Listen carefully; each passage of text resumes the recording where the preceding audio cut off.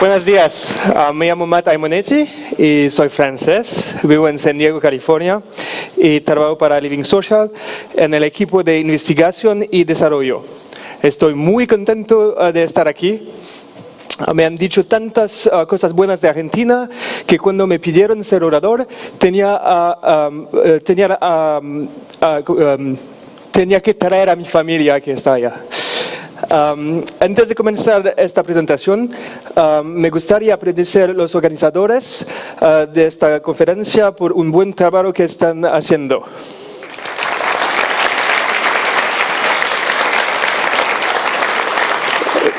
Como pueden entender, mi español no es muy bueno, así que el resto de esta presentación será en inglés.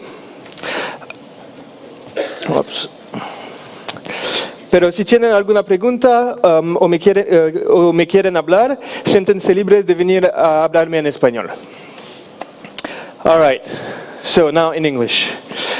So the goal of this presentation would be for you to understand some of Ruby's design decision and their consequences.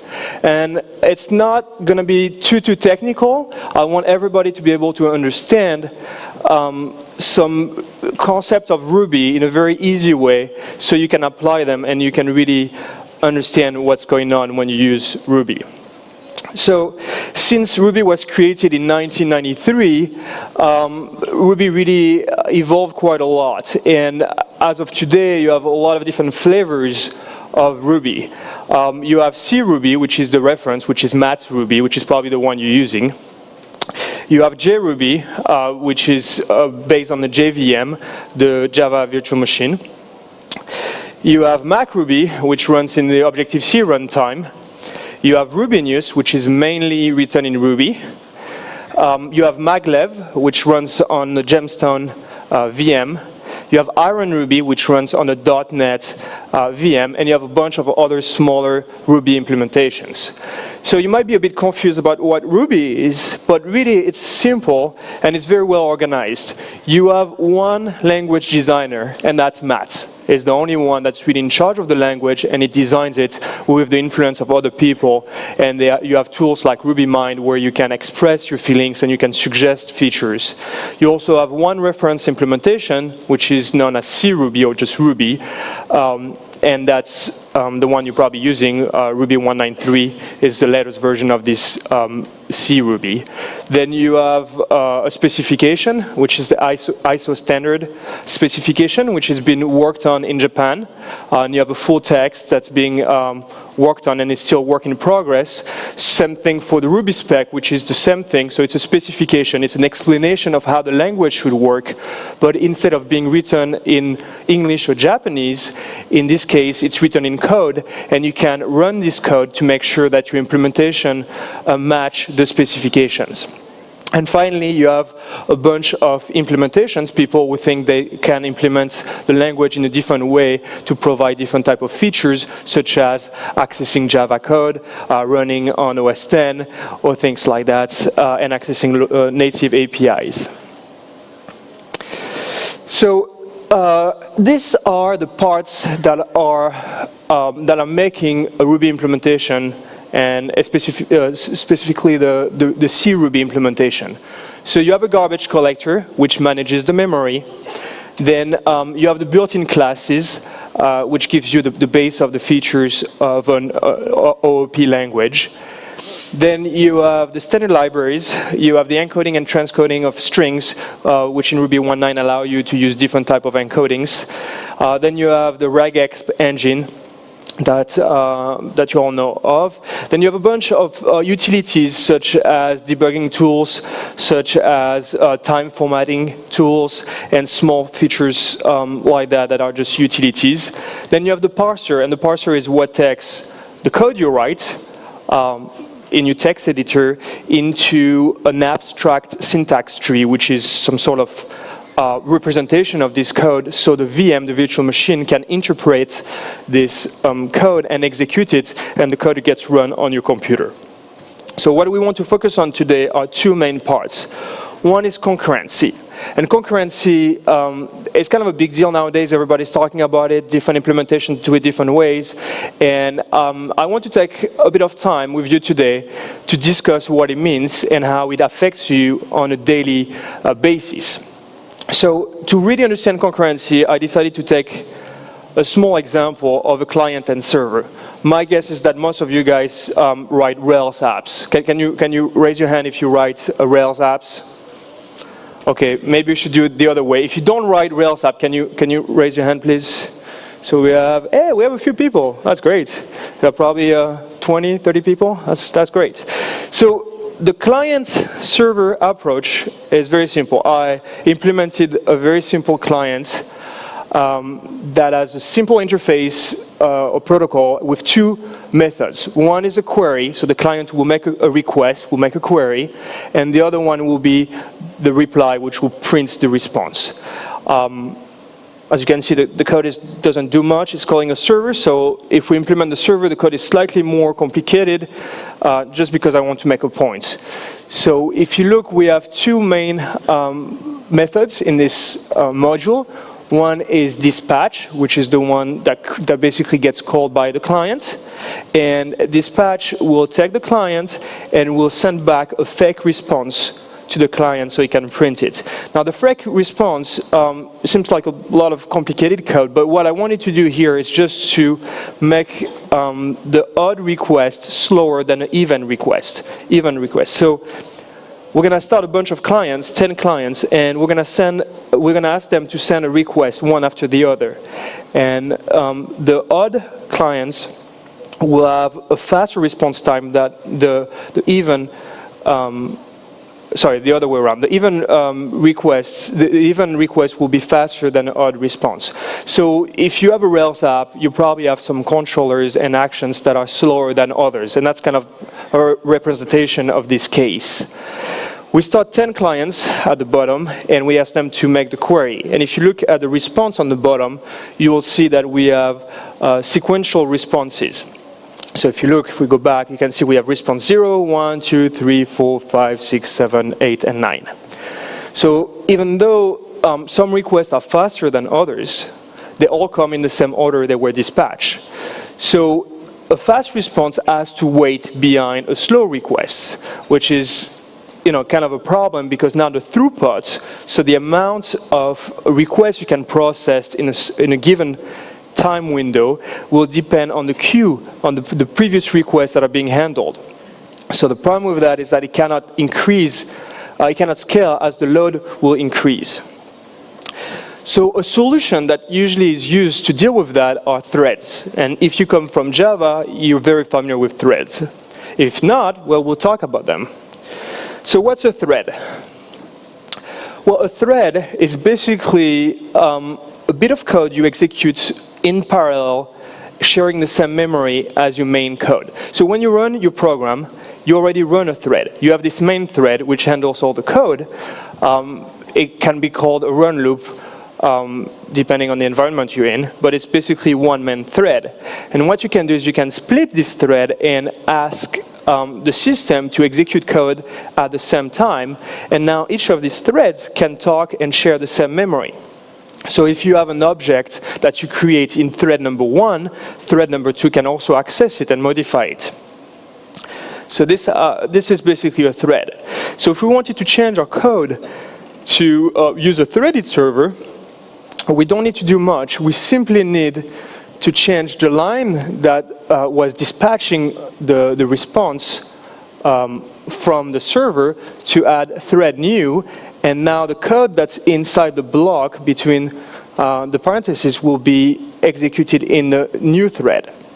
So now if we execute the code, so if we ask, if we send 10 requests from 10 different clients, we can see that in this case the responses will come in a different order, and the faster the response is, the faster it will come back in response time. So now you can see that you get response 0 and 2. So 2 didn't have to wait for 1 because the threads are running in parallel. So the advantage with that is that a fast response will come back first. so it doesn't have to wait. The throughput now will not depend on the queue, but more on the average response time. So if you take all the requests within the time slot, and you make a sum of that, and then you get an average, that's going to be your throughput. Now, the response time doesn't get too much affected as the load increases, because you can basically max out your system performances and really optimize your code this way, so that the response time will not be affected by a slower response. Now, there's one problem, and the problem is if you start too many threads, then it can actually slow down your server, and I'm going to address that in a minute. So threads are not magical. Actually, if you have one CPU, a CPU can only execute one instruction at a time. So when we were looking at, going back at this, it looked like these 3 threads were actually running at the same time.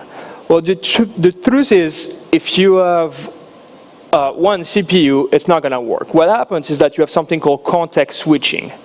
And the context switching is, in the case of Ruby 1.9, it's the OS being in charge. We're using native threads, so the OS handles the threads themselves.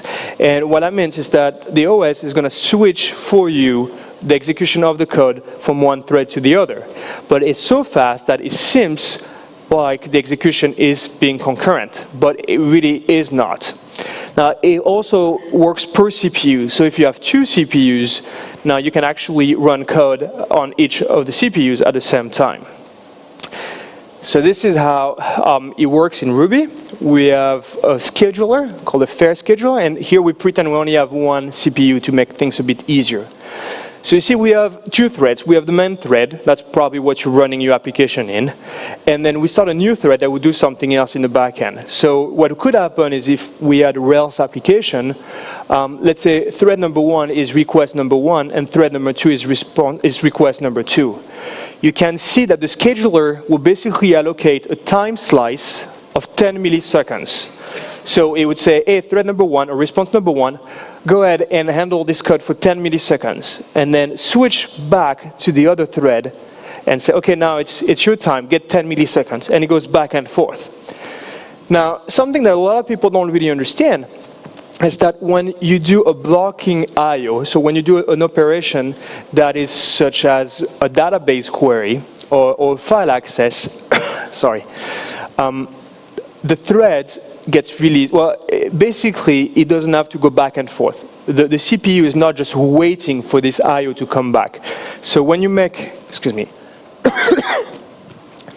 when you make a database call, you don't block the other response from being handled. Actually, the system will switch back and forth in Ruby 1.9. So in the case of a blocking operation, you can see that the thread number 1 gets most of the time to handle the response. And there's no polling by the scheduler. What that means is that the system, the OS, will basically tell Ruby, hey, this thread is back from getting its response, so don't worry about me. Give me back some execution time when you can. So you might have heard of green threads versus native threads. And green threads is what was used in Ruby 1.8. And a green thread is basically a thread implemented inside the programming language, inside the virtual machine. And it has some advantages and disadvantages. But in Ruby 1.9, we have native threads, which are basically handled by the OS. So the problems with the green threads are that they are not optimized. So when you write a green thread implementation in your Ruby language or in your implementation, you cannot really target different platforms and optimize for these platforms. You're also limited to one CPU. You cannot actually run on multiple CPUs, which obviously is a big problem nowadays where most computers have 2, 4, 8 cores, and you would want to use all this CPU power. The other issue is when you have a blocking operation, such as a database call, all the other threads had to be blocked. And obviously that's not good in the case of a Rails app where you make a lot of I/O calls. The advantages of native threads are that you can run on multiple processors. As I explained, it's handled by the system, and the OS will basically allocate threads on different CPUs. It's also scheduled by the OS, so you have a bit less of work to do when you write your own Ruby implementation, which in the case of most people, it doesn't really matter, but you need to know that it's easier on the developers, which means it's probably working a bit better. Also, if you have a blocking operation within a thread, it doesn't block the other threads, which is what I explained earlier. So the problems with threads in general, native or green, is that you have to communicate by sharing memory. So if you remember the graph I showed you before, you had this brain on the side which represents the memory, and all the threads, if they want to talk to each other, would basically share objects and will communicate via these objects. The problem is you could corrupt this data. So what you need to do is set up some mutex or some locks, so you would not allow the modification of an object that's being shared by two different threads. There's a potential, as I just explained, of data corruption. You could also have a deadlock, and a deadlock is basically an object is being locked or protected so other people cannot access it, but this lock is not removed because of a race condition or something else. And now this resource is blocked and everybody is waiting on it, and you have a problem, which is something quite common also with databases. You also have more code complexity because you have to deal with this mutex, these locks, or whatever implementation you choose to deal with threads, and it adds some complexity to your code. Finally, if you add too many threads, you have to do context switching. And as I showed you, you basically need to switch back and forth between the threads. So if you have too many threads, the first thread is being started, and then you're going through all the threads, and then you're coming back to the first one. But it might take you a while to do that, and might not be optimized, and might actually slow down the system, because the context switching also has a certain cost. And actually, I think that's the last point. You have indeterministic behaviors. It's really hard to know what's going on with threads, and it's really hard to debug, because it really depends on the situation you're in. And you cannot just write a test that would create a race condition. You can, but it's really hard. So there's another aspect that you probably have heard of, which are the fibers or continuations. And I'm not going to talk too much about it. I just want to explain what it is. A fiber is basically a light thread. And difference that it has its own memory. And instead of getting the system to schedule the switch between the threads, in that case, you as a developer will do that. So you say, hey, I want you to execute code on this fiber. And now I want you to go to the other one. So I want to post this code, go to the other fiber, execute it, and then come back. So you do all the manual work that we showed before. The advantage is, in some cases, it might be better for you to do that because you know exactly the flow and you want to optimize the context switching, and you don't want the system to do it for you. In most cases, though, threads are a better pick. Because they're less work for you to do. So why aren't threads more popular with Ruby developers? So let me ask a question.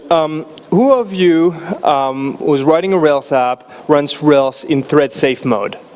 Well, do you guys know that there's a thread-safe mode in Rails, and it's off by default?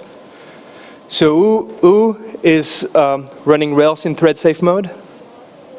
Nobody. Well, that's great. Well, that means that you guys really don't seem to like threads that much, or you don't know about that feature, I guess. That's pretty sad, but that's why I'm here. So threads, why don't you guys use it? That's a good question. Well, there are a few reasons. First, until Ruby 1.9, CRuby only had green threads, which were not that great. Then there's a history of blocking C extensions. So as I explained earlier, when you have a blocking I/O, other threads should be able to execute at the same time as you have the I/O operation going on in the back end. Well, the problem is that some C drivers, some C extensions like database drivers, used to not do things properly, especially the MySQL gem, and they would actually block. So even with Ruby 1.9, you could not really use multiple threads. Well, you could use multiple threads, but it was not really optimized. So people didn't really see a big reason to switch to a threaded approach. Then the other problem is Rails. So Rails did not used to be thread safe until Rails 2.3. Aaron, is that correct? Yes. Thank you, Aaron. So in Rails 2.3, which is quite a while now, Rails was made thread safe. It's still not entirely thread safe, and Aaron Patterson is going to probably talk a bit about that in his talk, or maybe not. But he already talked about it in other conferences, so he can explain the work that's being done to optimize what Rails does. But by default, it's off. So what that means is that even if you use multiple threads, there's a global lock, and one process can only handle one request at a time. So people have this feature, and usually it's off, and they never turn it on. The other issue is the lack of knowledge and understanding. I think a lot of people don't really talk about this topic because it seems boring, which might kind of be boring sometimes. And therefore, there's no really desire to switch to something else. Or you will hear people coming from other implementations saying, hey, you guys should use threads because our system is better, but you guys don't use it, so it's not very useful to you. Also, nowadays, we all have multiple machines. I think that even if you run on EC2, most of you guys will run on multiple cores, so there's really no excuses. We need to be able to handle concurrency in a better way. And finally, the big one, there's a global interpreter lock, and that's the GIL. That's the thing that scares a lot of people, but most people don't really know what it is. So that's the next topic we're going to cover. Global interpreter lock. So what does that mean? Well, that means that each thread will be locked and will only run one after the other, even though you have multiple CPUs. So if we look at this graph, and that's basically the same as what we had before, but now we run on 2 CPUs. And you can see that we have 4 requests coming at the same time, and let's pretend that each request runs in its own thread. The first request will get thread number 2. Now, you're thinking that, well, you know, we have 2 CPUs, so request number 2 or request number 3 should be able to be handled by a second CPU. Well, that's actually not the case. The VM will basically only allow one thread to run, even though you have multiple CPUs. So you might be thinking, well, that's a waste. Well, it is, but it is not at the same time. And the reason is because when you have a blocking operation, you're going to release this thread. So the schedule can actually go to the other response. So you're not really handling one request at a time. What you're doing is, as a request goes and asks for database data, the other response can actually render the template, while the other one will come back and render its own template, and the other one will write to the page. So in theory, yes, you can only run one thread at a time, but in practice, because of the way our operation or applications are written, it's actually not such a big deal. But I'll go more in depth in a second. So why do you want to use a global interpreter lock? Well, the main reason, and that's what Matt says, the main reason is to ensure data safety. Now, this global interpreter lock is only available in C Ruby. All the other popular Ruby implementations have been removing this global interpreter lock. So JRuby, MacRuby, soon Rubinius, and Iron Ruby don't have a global interpreter lock. And they don't actually care about ensuring data safety. And I will explain what that means. But for Matt, that's a very big deal. So if you write this code, and you write it in 1.9, we create an array called array, an instance variable called array, and then we have a thread. We have an array of threads. And 4 times, so we start 4 threads, and in each of them, we're going to modify this array instance variable. And we're going to add 100,000 objects inside this array 4 times. If you look at the size of the array at the end, you'll see that the array size is 400,000, which is what you would expect because we inserted 4 times 100,000. So that's with a global interpreter lock. Now, if you try this code with, let's say, JRuby, you will actually get a different number, a number that's wrong. In some cases, JRuby actually can see that you're modifying in a very unsafe way an object, and will actually raise an exception, which is good. But as you can see, nothing is safe anymore, which means that whatever is accessed between different threads need to have a lot of protection. So the problem is that we've been having global interpreter lock for many, many years, and if we were to remove it, we would have unexpected behaviors. And that's really the reason. We don't want to corrupt data by accident because people don't expect it. I think most Ruby developers are not used to writing thread-safe code as simple as protecting basic objects. So why would you still want to keep a global interpreter lock? Well, as we saw, it makes developers' life easier. It also avoids race conditions within C extensions. Most of the C libraries that are used out there in C extensions are not thread safe. And by using global interpreter lock, you make C extensions development easier. Also, parts of C Ruby implementation actually are not thread safe, such as hash. So if we were to remove the GIL, we would actually have issues with that.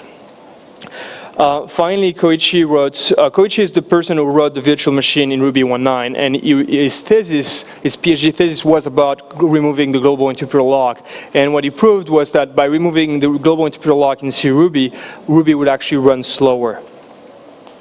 So what's a C extension? I've been talking about C extension. I'll quickly introduce you to a C extension because I think most of you guys don't write C extensions. So the most common case is to wrap an existing C library, such as libxml for Nokogiri, or database driver, or something like that. So this is how you write a C extension. So that's C code, and you will include the header that's provided by Ruby. And now you get this API that lets you define objects that are available in Ruby world. So in this case, in Nokogiri, we define a module in C by calling a function. And then inside this module, we're going to define another module called XML, and under that one we're actually going to define another module called stacks, and you see you can also define constants and do basically allocation inside the C code. And then you can create a function. Here we define a module called RubyConf, then we have a C function, and we allocate or we associate this C function to the Ruby object, and now you can actually call the function on the object inside Ruby, and that will execute the C code that you provided. Now there's another aspect of it, which is you need to manage the memory. So in the C code, there's no garbage collection going on, so you will handle your own memory, but then when Ruby is processing the memory, when it's actually managing the memory, it needs to know what to do with the memory allocated in the C extension. So we have hooks. When you create an object that's available in Ruby, you'd say, hey, when you go in garbage collection, do this and do that. So there's an API for that. So the challenges that are made easier by using global interpreter lock is that memory management can be easier than if we didn't have it, depending on the implementation. It's also thread safe, so you don't really have to worry about having thread safety issues in C. So again, why do we have a global interpreter lock? It makes developers' life easier. It avoids race conditions in C extensions, blah, blah, blah, C extensions. Oops, I forgot one. And I'm just repeating myself, so let's move on.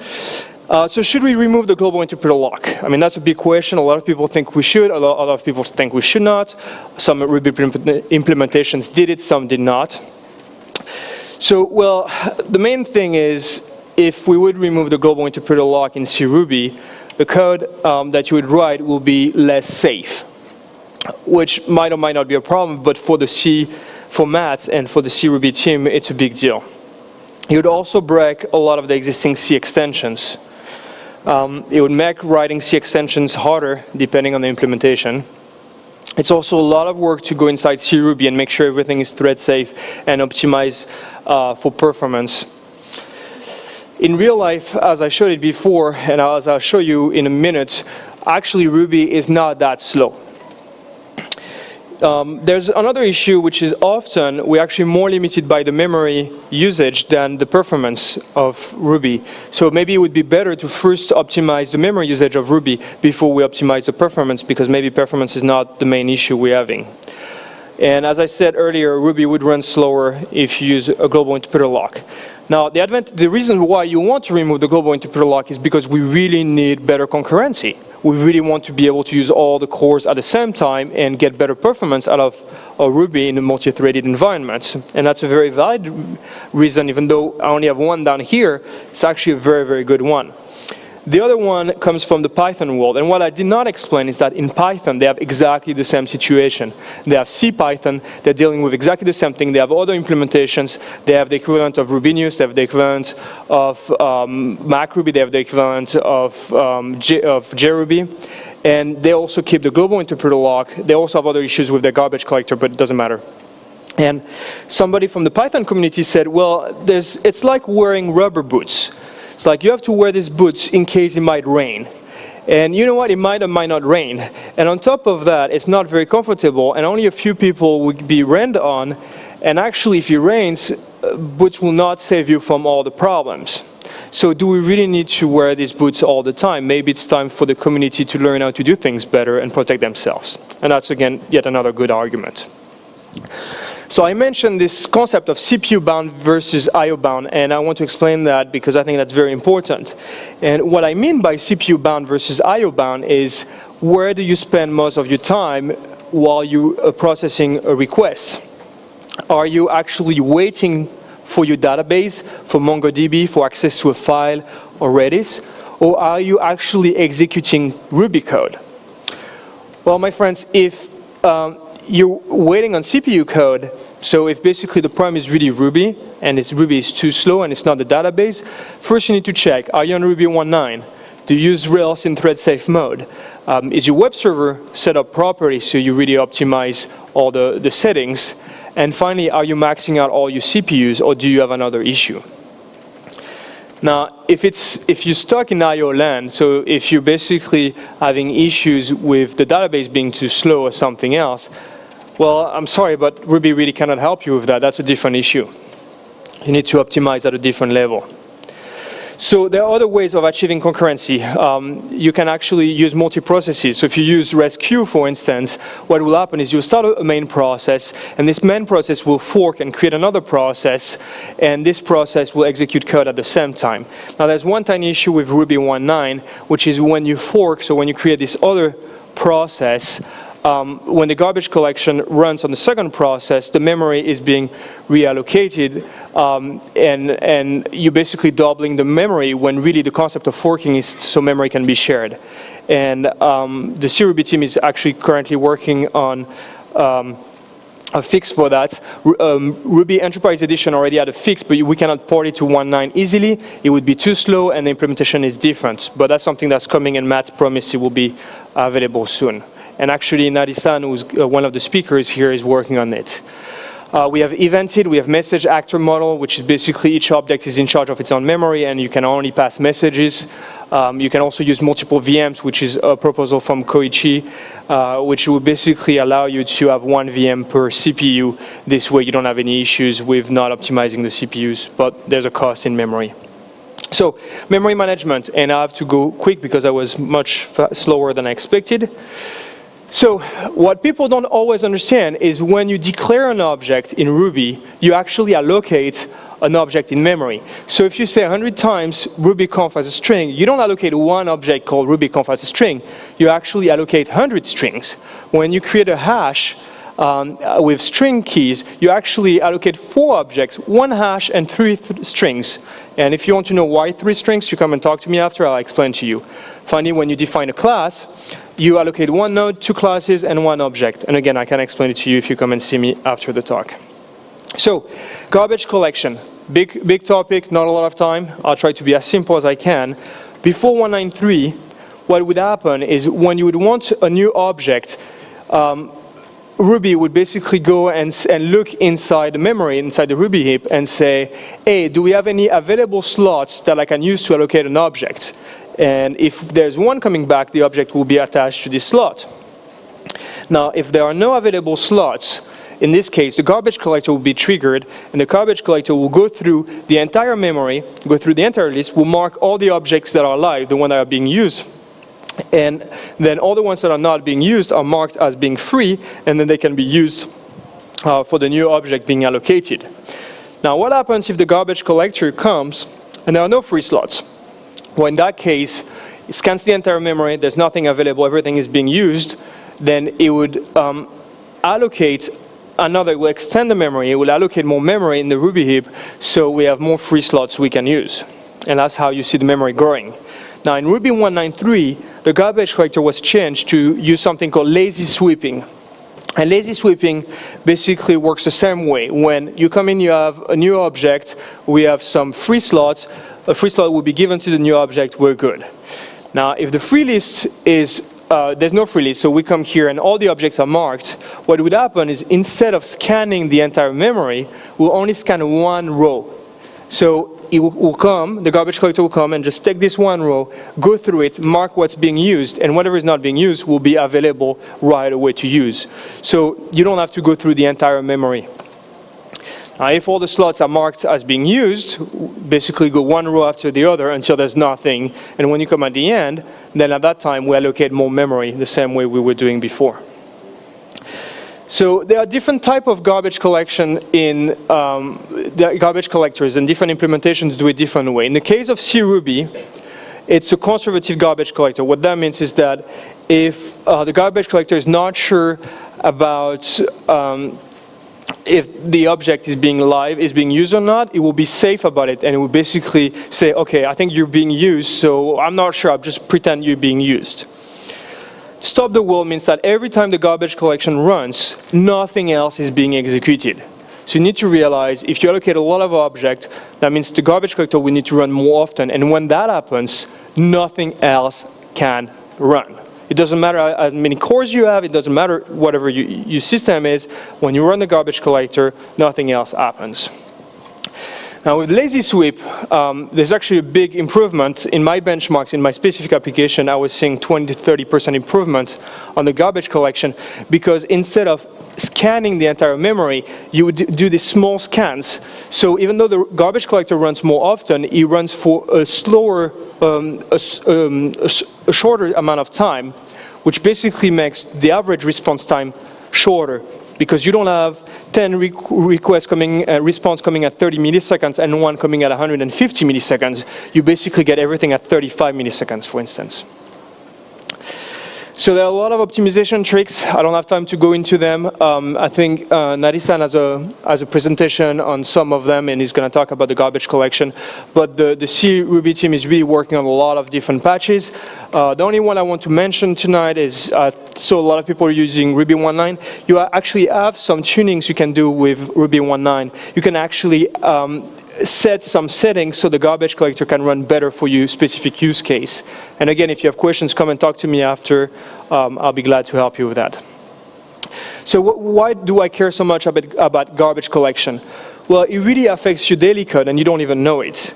Narisan was here, put this quote online and basically said, when I generate my RDoc documentation, it takes about 80 seconds and 30% of that time is spent garbage collecting, and that's a lot. Twitter in 2009 was saying that they burned about 20% of their front-end CPU on garbage collection. When I was working at Sony PlayStation on video games, on the online services, we were seeing the same amount, which is kind of problematic. So if you don't believe me, and you should not believe me, you should actually test it yourself. And Ruby 1.9 has a bunch of tools for that. So you have the GC profiler. So in your code, anywhere you want, you can say GC profiler enable, then you put some of your code, and then you print the result. And it will basically show you how the memory is being allocated and how the garbage collector is being run, and how long it took. So you can actually see what's going on. There's also another thing you can do is you can use object space. An object space is basically letting you look inside the garbage collection to see the objects being allocated. And you can see here I have a small example that creates 10,000 strings, and then we look at the new strings being allocated in memory, and you can see the amount, and we can actually see inside how the memory is allocated in memory. And total is the total amount of slots. If you remember the graph, that's basically the total amount. That should not really change. Free is the amount of slots that are available to allocate. And then you can see how the objects are allocated in different types. What I did to actually test that in my code, I wrote a small middleware that you can use in a Rack app, in a Rails app, Sinatra, whatever you want to use. And it's very simple code. It's not very, very smart. But what it does is, as I run in development, I enable that mode. And I can see when the garbage collection runs and how long it took for it, and what kind of object is being freed. And if you use Rails, Rails allocates a lot of objects, and you might be doing things that allocate a lot of objects, and you want to know. And you can see if a garbage collection run is 14 milliseconds, and your expected response time is 30 milliseconds, spending half of the time inside the garbage collection is a problem. And if you run this, if you garbage collect very often, you're going to make your code slow and you're going to try to micro-optimize when really the issue is in the allocation of memory, especially usually with strings. So we're coming to an end. I'm sorry I had to rush towards the end. But the lessons I want you to keep in mind is that you should never assume anything. Don't just say, my code is slow, or Ruby is slow, or this gem is slow. Just measure it. Take some time to learn the tools, to look at how things work and understand them so you can actually make your point. Now you need to realize that my own conclusions only apply to my own experience. For your experience, for your application, it might be something different. So don't expect to have one key solution for all the problems. You always need to look into your own problem. Also, if you understand how Ruby works, you can avoid a lot of the problems you're having, and you don't want to go into rabbit holes. And what I mean is, you might have heard that fibers are great, so now you're going to write everything in fibers. Well, it might not be a great idea for you, or it might be. But if you understand how things work, it will be much better. So that's it. I hope you enjoyed it. I'm sorry I went over time.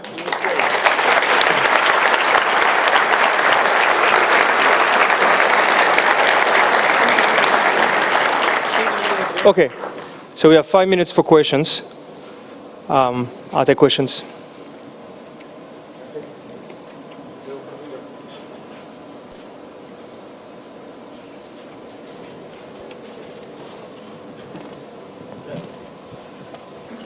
Bien, creo que, o sea, yo soy más o menos recién llegado a Ruby y creo que no sos el especialista en Rails, quizás. Sí. Pero la pregunta sería, imaginando que yo tengo un Ruby 1.9, sí, tengo Rails, tengo un servidor multicore, ¿cuál sería la implementación recomendada para el servidor? Well, so my answer to that is usually it depends on what you need to do. So I would always start with C Ruby because it's the one most people use, it's the one that it's easy to use and everything is being tested on it. Now if you have some specific needs, so for instance you need to use Java libraries or need to integrate with some Java code, I would use JRuby. I would start with C Ruby and then I would see if I have any problems. Let's say you have an issue and you really need to use multiple threads at the same time, you need to improve concurrency. What I would do is I would evaluate another solution such as JRuby, which is a really good implementation, and I would see the gain for that.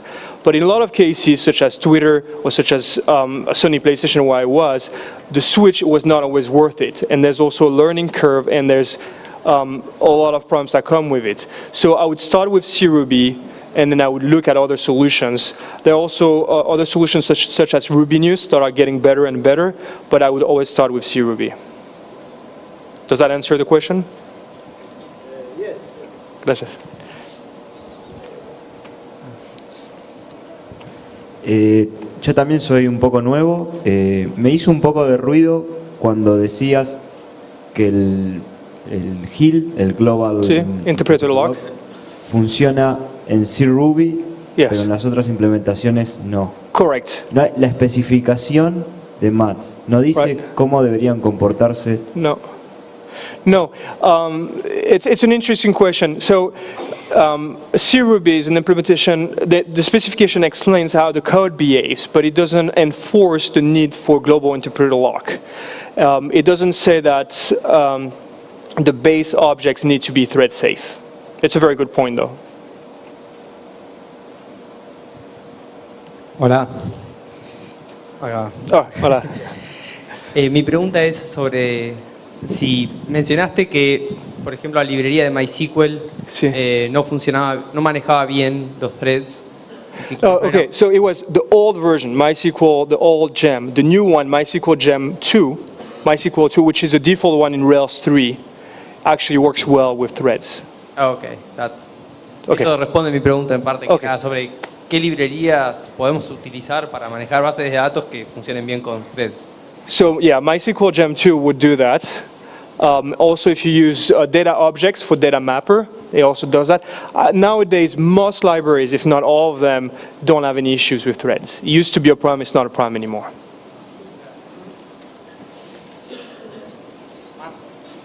Okay, one more question.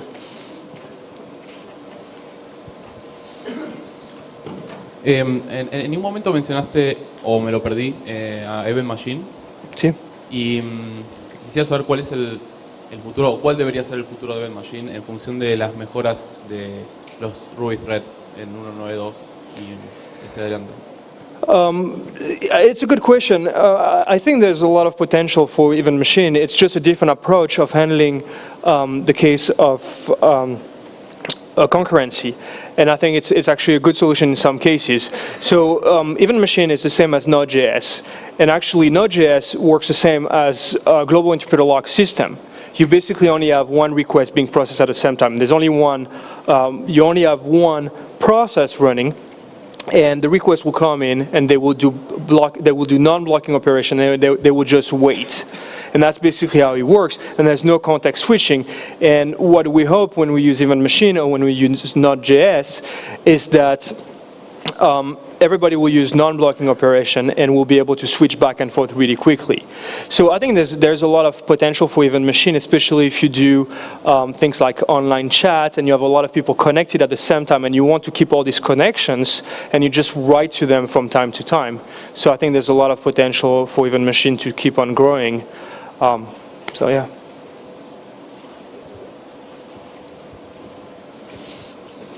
All right.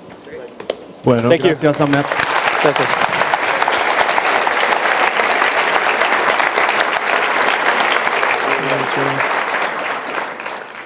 Ahora tenemos...